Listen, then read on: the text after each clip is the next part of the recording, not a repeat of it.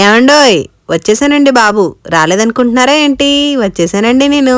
మిమ్మల్ని ఒకటి అడుగుతాను, చెప్పండి. మరి ఆడవాళ్ళకి చీరలు అంటే ఎందుకు ఇష్టం అండి? చెప్పడం ఎవరి తరం కాదండి. ఇష్టం అంటే ఇష్టమేనండి బాబు. అది ఎంత ఇష్టం అంత ఇష్టం అని ఏం లేదు. చీరలు అంటే ఇష్టం అంతే. అదేనండి లాస్ట్ వీడియోలో చెప్పాను కదా మీకు, మర్చిపోయారా ఏంటి?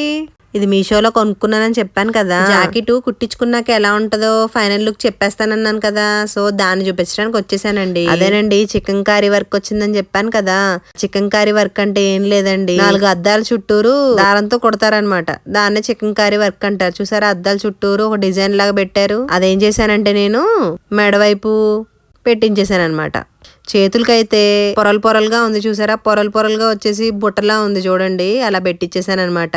ఇప్పుడు ఇది ట్రెండింగ్ అంటండి, మనకు తక్కువ ధరలో వచ్చింది. చూడడానికి ఎంతో బాగుంది కదా, నాకు భలే భలే నచ్చిందండి.